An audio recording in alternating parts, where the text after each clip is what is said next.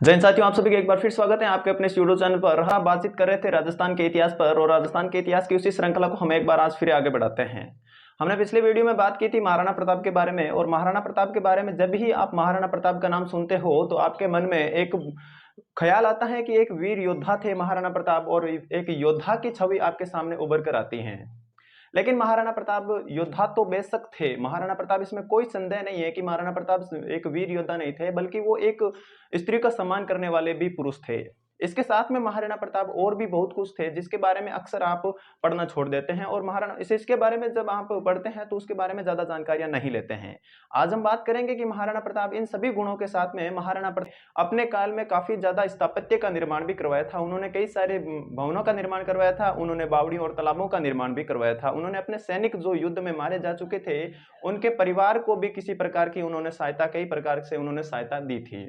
इन सभी बातों की चर्चा हम आज के इस वीडियो में करने वाले हैं दोस्तों। और आज हम देखेंगे कि महाराणा प्रताप जब हल्दी घाटी का युद्ध हुआ था तो उसके बारे में कई सारे इतिहासकार ऐसे बताते हैं कि इसमें महाराणा प्रताप की विजय हुई थी, और कई सारे इतिहासकार ये भी बताते हैं कि इसमें अकबर की विजय हुई थी। तो आज हम उस प्रमाण की बात करेंगे कि जिसमें यह प्रमाणित होता है कि महाराणा प्रताप हल्दी घाटी युद्ध में विजयी हुए थे।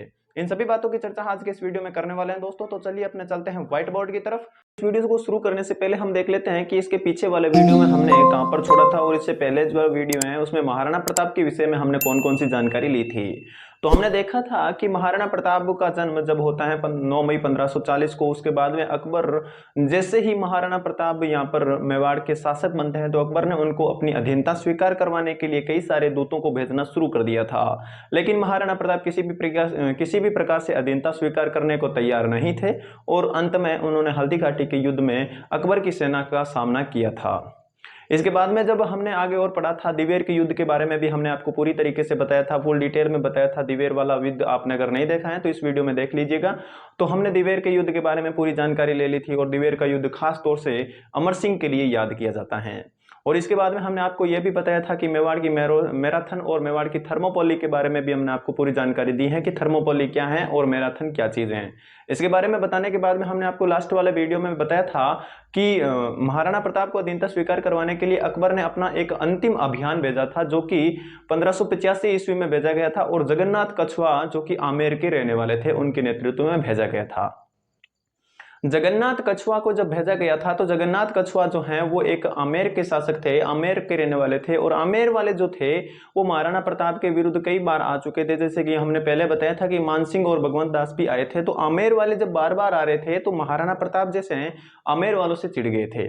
उनको लगा कि यार ये आमेर वाले क्या चाहते हैं, बार बार हम पर आक्रमण करने के लिए आ जाते हैं। अकबर जैसे इनको कहता है तो ये हम पर आक्रमण करने के लिए आ जाते हैं। इस बार जब महाराणा प्रताप इनसे चिढ़ जाते हैं, और महाराणा प्रताप ने यहाँ से चिढ़कर जो है आमेर के जो भगवंत, ये जो जगन्नाथ कछुआ थे, जगन्नाथ कछुआ की जगह थी वहां पर आमेर की एक जगह पड़ती है जिसका नाम हमें देखने को मिलता है मालपुरा। उस मालपुरा पर जो है वो महाराणा प्रताप ने अपना अधिकार कर लिया था। ये मालपुरा जो है वो आमेर की एक व्यापारिक केंद्र की तरह हुआ करता था। ये आमेर का एक व्यापारिक केंद्र था। उस जगह पर जो है वो महाराणा प्रताप ने अपना अधिकार कर लिया था मालपुरा पर।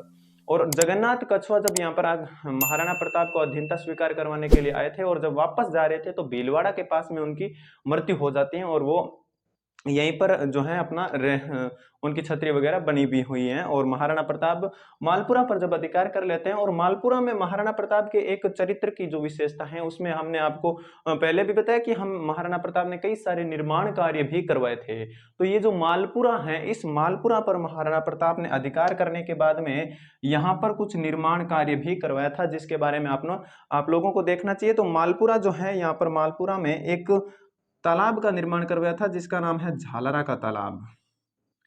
मालपुरा में झालरा तालाब का निर्माण महाराणा प्रताप के द्वारा करवाया गया था। और मालपुरा ये जो जगह है, इस मालपुरा पर जो शिव जी के भक्त काफी ज्यादा रहा करते थे, और इन शिव भक्तों के लिए महाराणा प्रताप ने एक यहाँ पर मंदिर बनवाया था, और उस मंदिर का हमें नाम देखने को मिलता है नीलकंठ महादेव मंदिर। नीलकंठ जो महादेव मंदिर है वो महाराणा प्रताप के द्वारा यहाँ पर बनवाया गया था, और ये जो है मालपुरा में स्थित है, और महाराणा प्रताप के द्वारा यहाँ पर इनका निर्माण करवाया गया था। अब महाराणा प्रताप ने इस मालपुरा पर निर्माण करवाने के अलावा भी कई जगह पर अपने निर्माण कार्य करवाए थे। जैसे कि हमने बताया कि अकबर के द्वारा अंतिम अभियान जो है वो 1585 ईस्वी में भेजा गया था। और महाराणा प्रतापगढ़ इसके बाद में महाराणा प्रताप पर अकबर के द्वारा कोई भी अभियान अकबर के द्वारा नहीं भेजा गया था। तो महाराणा प्रताप यहाँ पर अपने शांतिपूर्ण जीवन यापन करते हैं और वो युद्ध के क्षेत्र से जब युद्ध पर उनका ध्यान हट जाता है तो उन्होंने अपने निर्माण कार्य पर अपना ध्यान देना शुरू किया था और उन्होंने अपने जो आसपास के क्षेत्र हैं उनको आबाद करना शुरू कर दिया, उनका विकास करना शुरू किया। और महाराणा प्रताप ने अपनी जो राजधानी है वो चावंड को बनाया। ये जो चावंड जगह है उस चावंड पर महाराणा प्रताप का अब राजधानी बन गई और ये चावंड अभी उदयपुर में पड़ती है। ये चावंड की जो जगह है और इस चावंड पर महाराणा प्रताप ने काफी सारे निर्माण कार्य करवाए थे। और चावंड में आपको पता है कि चामुंडा माता का मंदिर जो है वो महाराणा प्रताप के द्वारा यहाँ पर बनवाया गया था। ये चामुंडा माता का मंदिर चावंड में महाराणा प्रताप के द्वारा बनवाया गया था। और चावंड में काफी सारे निर्माण करवाते हैं महाराणा प्रताप ने। यहाँ पर कई सारे तालाबों का निर्माण करवाया था और कई सारे महल बावड़ियां वगैरह बनवाई थी। तो यहाँ पर चावंड में इन्होंने महल का निर्माण करवाया था, इन्होंने बावड़ियों का निर्माण करवाया था। तो यहाँ पर आप जैसे देखते हैं कि महाराणा प्रताप ने कई सारे निर्माण कार्य भी करवाए थे। ना केवल वो एक वीर योद्धा थे बल्कि वो एक स्थापत्य कला को भी इन्होंने काफी ज्यादा बढ़ावा दिया था, इन्होंने काफी ज्यादा निर्माण कार्य करवाए थे। तो इस प्रकार महाराणा प्रताप वीर योद्धा के साथ में उन्होंने काफी सारा निर्माण कार्य भी करवाया था। अब ये जो चावंड शब्द है, यहाँ पर चावंड से आपको कुछ, अगर राजस्थान की चित्र शैली आपने पढ़ी है तो उसमें आपको चावंड शब्द से कुछ याद आ रहा होगा। तो मेवाड़ शैली का जो उद्भव है, मेवाड़ की जो शैली है, मेवाड़ की जो चित्र शैली है, उस मेवाड़ शैली में जो उद्भव है वो चावंड से माना जाता है।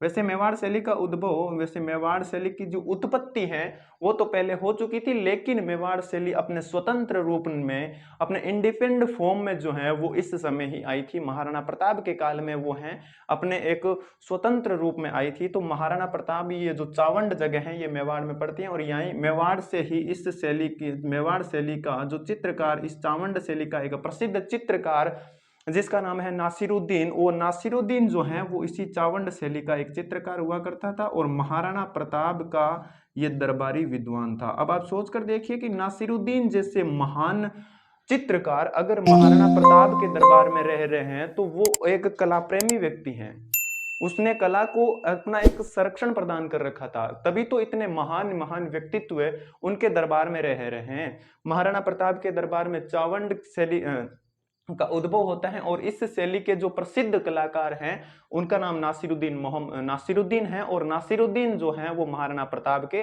दरबारी विद्वान हुआ करते थे। अब हम बात करते हैं महाराणा प्रताप के जो दरबारी विद्वान हुआ करते थे उनके काल में जो साहित्य की रचना की गई थी उन साहित्य के बारे में देखते हैं। ये हो गई इनके निर्माण के बारे में कि इन्होंने मालपुरा में एक झालरा तालाब का निर्माण करवाया था और नीलकंठ महादेव मंदिर का निर्माण करवाया था। साथ ही इनके काल में चावंड शैली जो है अपने स्वतंत्र रूप में आई थी और नासिरुद्दीन इनके दरबारी जो है कलाकार रहे करते थे।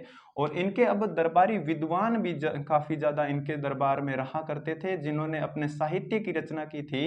उनमें हम देखते हैं कि इनके दरबार में कौन कौन से विद्वान जो हैं वो रहा करते थे। तो इनके दरबार में एक बहुत ही प्रसिद्ध विद्वान रहा करते थे जिनका नाम था चक्रपाणि मिश्र, जिनका नाम था चक्रपाणि मिश्र। ये चक्रपाणि मिश्र जो हैं वो महाराणा प्रताप के दरबारी विद्वान थे। चक्रपाणि मिश्र,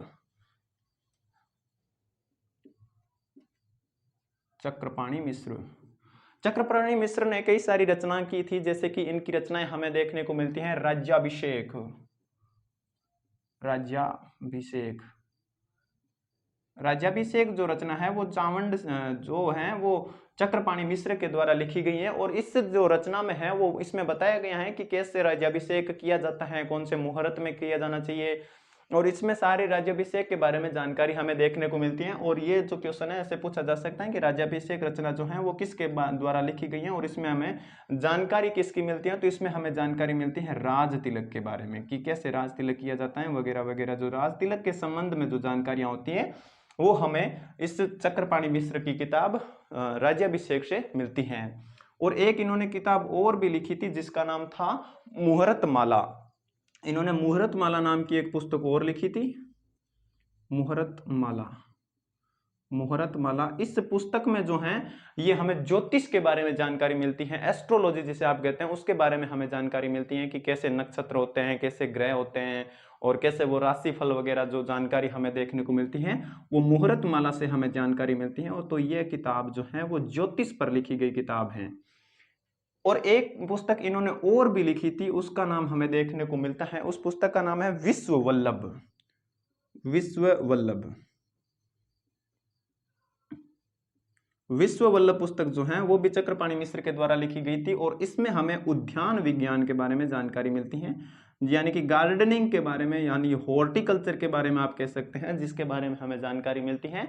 वो विश्व वल्लभ पुस्तक जो है वो चक्रपाणि मिश्र के द्वारा लिखी गई थी और उस पुस्तक का नाम था विश्व वल्लभ। और इसमें हमें जानकारी मिलती है उद्यान विज्ञान के बारे में, यानी कि बगीचों के बारे में अगर हमें जानकारी मिलती है तो यहाँ से हमें पता चलता है कि महाराणा प्रताप इतने बड़े विद्वानों के संरक्षक थे, इनके दरबार में इतने बड़े बड़े विद्वान रहा करते थे। और महाराणा प्रताप ने यहाँ पर इतने सारे विद्वानों को अगर संरक्षक देख रखा था, तो जिन्होंने यहाँ पर पर्यावरण के बारे में, अगर महाराणा प्रताप की विशेषताओं के बारे में देखें तो महाराणा प्रताप एक प्रकृति प्रेमी व्यक्ति भी थे, क्योंकि उनके दरबार में जो विद्वान रह रहे हैं उन्होंने कहीं ना कहीं प्रकृति प्रेम के बारे में, जैसे उद्यानों के बारे में हमें जानकारी दी है, तो वो एक प्रकृति प्रेमी बंदा भी था। महाराणा प्रताप एक प्रकृति प्रेमी बंदे थे जिन्होंने अपने दरबार में जो रहे थे विश्व वल्लभ, उन्होंने उद्यान विज्ञान के बारे में एक पुस्तक लिख डाली, तो वो खुद तो एक प्रकृति प्रेमी रहे होंगे। तो इसके बाद में एक और विद्वान के नाम लिख लीजिए, जैसे कि उनके एक दरबार में और भी रहा करते थे जिनका नाम था हेमरतन सूरी। इन सूरी के बारे में मैंने आपको पहले भी बताया था कि ये जो जैन लोग हुआ करते थे वो अपने पीछे सूरी लगाया करते थे, ठीक है। हेमरतन सूरी जो है, मैंने आपको इस वीडियो में बताया है कि महाराणा प्रताप जो है, महाराणा प्रताप एक दिन बैठे थे और उन्होंने सोचा कि अपने भाई पूर्वजों के बारे में लिखवाते। तो उन्होंने एक दिन सोचते सोचते सोचा कि भाई अपने पूर्वजों में एक बहुत ही खतरनाक टाइप के बंदे हुआ करते थे जिनका नाम हमें गोरा और बादल मिलता है। गोरा और बादल के बारे में हमने जब आपको पद्मिनी के विषय में बताया था तो हमने आपको पूरी डिटेल से बताया था कि गोरा और बादल कौन थे, कहां से वो आए थे और किस प्रकार उन्होंने युद्ध किया था। और 1303 की जो घटना है अलाउद्दीन के समय, वो पद्मिनी के साथ में इन्होंने पद्मिनी पर एक चौपाई भी लिखी थी हेमरतन सूरी ने। और गोरा बादल जो है वो अलाउद्दीन खिलजी के विरुद्ध जब युद्ध लड़ा गया था तो उस युद्ध में लड़ते हुए ये अपने वीरगति को प्राप्त हुए थे। और इन्होंने जो सारी कहानी जो है मैंने आपको पद्मिनी वाले वीडियो में बता चुका हूं। अगर आपने वो वीडियो नहीं देखा है तो उसका लिंक मैं आपको डिस्क्रिप्शन बॉक्स में दे दूंगा, तो वो वीडियो आप जरूर देख लीजिएगा। उस वीडियो में मैंने आपको बताया कि हेमरतन सूरी जो है वो गोरा और बादल पर एक चौपाई लिखते हैं। अब गोरा और बादल के बारे में गोरा बादल के बारे में जब लिखने के बारे में हेमरतन सूरी महाराणा प्रताप अपने दरबार में बताते हैं कि भाई इनके बारे में कुछ लिखवाएं। अपने पूर्वज काफी ज्यादा पराक्रमी व्यक्ति थे, इन्होंने काफी ज्यादा शौर्य का परिचय जो दिया था, दुश्मन की सेना के सामने न झुकने का इन्होंने जो अपना जो वादा है उनको किस प्रकार पूरा किया था। तो इस प्रकार की जब बातें करते हैं तो ये कहते हैं कि भाई कौन लिखेगा। तब हेमरतन सूरी कहते हैं कि भाई मैं लिख दूंगा। तो हेमरतन सूरी यहाँ पर एक पुस्तक लिखते हैं जिसका नाम है गोरा बादल। ये गोरा बादल वाली आपको पूरी कहानी अगर सुननी है तो वो आप पहले वो वीडियो देख लीजिए। और ये गोरा बादलरी चौपाई लिखते हैं, गोरा बादलरी चौपाई। गोरा बादल की चौपाई हेमरतन सूरी के द्वारा लिखी जाती है। अब हेमरतन सूरी जब ये पुस्तक लिखने के लिए तैयार होते हैं, उन्होंने कहा कि भाई मैं पुस्तक लिख दूंगा, लेकिन इन्होंने कहा कि जब मैं पुस्तक लिखूंगा तो मुझे कुछ टाइम लगेगा, पुस्तक लिखने में कुछ समय लगेगा। और उस समय में अगर मैं पुस्तक लिखने लग गया तो मेरे परिवार का भरण पोषण कौन करेगा, मेरा परिवार कैसे चलेगा। तो इन्होंने यहाँ पर मेरी वो पुस्तक है, जब मैं पब्लिश करूंगा तो उसमें कुछ खर्चा भी आएगा। तो इन्होंने जब हेमरतन सूरी ने इस प्रकार की बात कही तो उस प्रकार जब महाराणा प्रताप के एक, जिनके बारे में हमने आपको भामाशाह के बारे में पीछे भी बताया था, और भामाशाह के एक भाई हुआ करते थे जिनका नाम था ताराचंद। भामाशाह के एक भाई हुआ करते थे जिनका नाम था ताराचंद। और ताराचंद ये बात कहते हैं कि भाई तू खर्चे की क्यों टेंशन ले रहा है, तू किताब लिख, बस पैसा मैं दे दूंगा तेरे को, सारे के सारे पैसे हैं वो मैं दूंगा और तू किताब लिख। हेमरतन सूरी को जब ऐसी बात कही जाती है तो हेमरतन सूरी ने गोरा बादल पर एक चौपाई लिख दी थी। और हेमरतन सूरी को जो धन है वो ताराचंद के द्वारा दिया गया था। और अब बात करते हैं अगले विद्वान के बारे में जो महाराणा प्रताप के दरबार में रहा करते थे। और महाराणा प्रताप, यहीं से पता चलता है कि महाराणा प्रताप जो हैं वो हल्दी घाटी के युद्ध में विजयी हुए थे। तो इनके दरबार में एक विद्वान और रहा करते थे जिनका नाम था सादुल नाथ त्रिवेदी। सादुलनाथ त्रिवेदी जो है वो महाराणा प्रताप के दरबारी विद्वान थे। तो महाराणा प्रताप के दरबारी विद्वान सादुलनाथ त्रिवेदी को महाराणा प्रताप ने एक जो है जागीर प्रदान की थी। अपने यहाँ पर एक इनके मेवाड़ की एक जागीर पड़ती है जिसका नाम था मंडेर।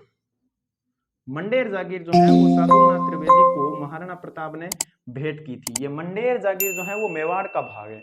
अब आप यहाँ पर सोच कर देखिए कि लॉजिक लगा कर देखिए कि अगर हल्दी घाटी के युद्ध में प्रताप हार जाते, अगर हल्दी घाटी के युद्ध में महाराणा प्रताप हार जाते और अकबर अगर विजयी हो जाता, तो महाराणा प्रताप के पास से जो सारा क्षेत्र है वो सारा क्षेत्र तो छिन जाना चाहिए था ना, उसका सारा क्षेत्र वो छिन जाना चाहिए, वो अकबर के पास होना चाहिए।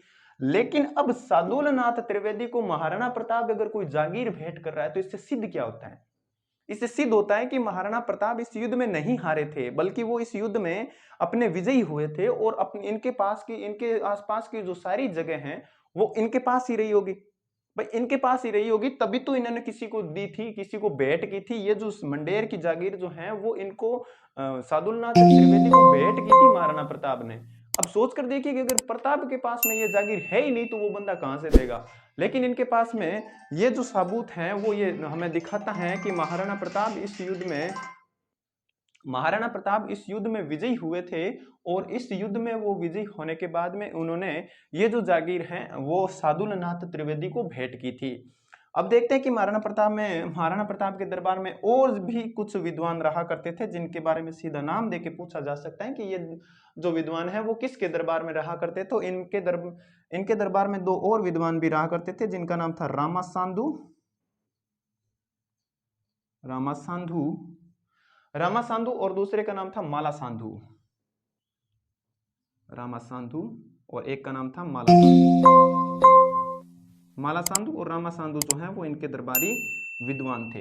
इन 3 4 5 के बारे में आपको पता चल गया ना। चक्रपाणी मिश्र जिन्होंने 3 पुस्तकें लिखी, हेमरतन सूरी ने गोरा बादल की चौपाई लिखी, सादुलनाथ त्रिवेदी को मंडेर की जागीर दी गई थी, जिससे पता चलता है कि महाराणा प्रताप हल्दी घाटी के युद्ध में विजयी हुए थे और रामा सांधु और माला सांधु जो है वो महाराणा प्रताप के दरबारी विद्वान थे।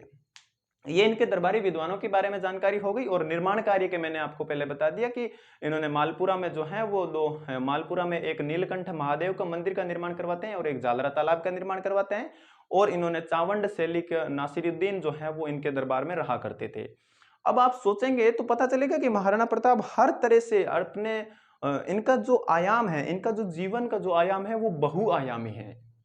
ये केवल युद्ध पर ध्यान नहीं देते हैं बल्कि इन्होंने अपने विद्वानों को भी संरक्षण दे रखा था, इन्होंने निर्माण कार्य भी करवाया था। दूसरे ये अपने उद्यान विज्ञान के भी ये प्रेमी थे, ये प्रकृति प्रेमी व्यक्ति थे। तो इस प्रकार से हमें पता चलता है कि महाराणा प्रताप का व्यक्तित्व कितना महान रहा होगा, वो व्यक्ति कितना महान रहा होगा जिन्होंने हर विषय पर अपना जो है वो ध्यान अपने केंद्रित किया था। महाराणा प्रताप पर 1585 के बाद में किसी भी प्रकार का आक्रमण नहीं किया जाता है और महाराणा प्रताप की मृत्यु जो है वो 19 जनवरी के दिन हो जाती है और 19 जनवरी सन 1597 को जो है इनकी मृत्यु होती है महाराणा प्रताप की। और अंतिम समय के ये जो 12 साल का जो ये समय है महाराणा प्रताप ने अपने शांतिपूर्ण समय बिताया था। महाराणा प्रताप इस समय किसी भी प्रकार से महाराणा प्रताप पर कोई भी आक्रमण नहीं होता। एक दिन ऐसे बताते हैं कि महाराणा प्रताप अपने धनुष की जो प्रत्यंचा होती है, जो पीछे की जो डोरी होती है वो चढ़ा रहे थे, तो ये पीछे की तरफ जो है वो गिर जाते हैं और गिरने से इनकी जो मस्तिष्क में चोट आ जाती है जिसकी वजह से इनकी जो है वो मृत्यु हो जाती है। और महाराणा प्रताप की जो मृत्यु की जो खबर है वो महाराणा प्रताप की जो खबर अकबर को दी जाती है वो दी जाती है दुर्सा आढ़ा के द्वारा। दुर्सा आढ़ा के द्वारा जब ये खबर दी जाती है तो महाराणा प्रताप की ये मृत्यु का जब समाचार अकबर सुनता है तो अकबर काफी ज्यादा दुखी हो जाता है। अकबर की भी आंखें भर आती हैं कि अकबर यहाँ पर कहता है कि वो गहलोत सरदार, जिस गहलोत सरदार ने कभी भी मुगल सत्ता के अधीनता स्वीकार नहीं की, वो आज स्वतंत्र ही इस दुनिया को छोड़कर चला गया। वो गहलोत सरदार जिसने अपने घोड़े पर कभी भी मुगल सत्ता का जो ठप्पा है वो नहीं लगने दिया, वो गहलोत सरदार जो है वो आज इस धरती को छोड़कर चला गया। ऐसी बात अकबर जो है वो अपनी आंखों को नम करते हुए कहता है। तो आप सोच सकते हैं कि महाराणा प्रताप कितने महान व्यक्ति रहे होंगे। आज के इस वीडियो में हम महाराणा प्रताप के बारे में जो है पिछले 2-3 वीडियो से हम बात करते ही आ रहे हैं महाराणा प्रताप के बारे में। और आज हम लगभग महाराणा प्रताप के बारे में जितनी कॉम्पिटिटिव एग्जाम के दृष्टिकोण से महत्वपूर्ण बातें होनी चाहिए उतनी बातें लगभग हो चुकी हैं। और जो मैं आगे का जो वीडियो होगा उसमें हम महाराणा प्रताप के पुत्र यानी कि अमर सिंह के बारे में बातचीत करेंगे और हम देखेंगे कि मुगल मेवाड़ जो संधि है वो करके क्या अमर सिंह ने गलत किया था या सही किया था। इन सभी बातों की चर्चा हम आने वाले वीडियो में करेंगे दोस्तों। तो आपको वीडियो कैसा लगा कमेंट करके जरूर बताइएगा और वीडियो अगर आपको अच्छा लगा है तो लाइक जरूर कर दीजिएगा और आप अगर चैनल पर पहली बार आए हैं तो चैनल को सब्सक्राइब जरूर कर लीजिएगा। आज के इस वीडियो में इतना ही, धन्यवाद।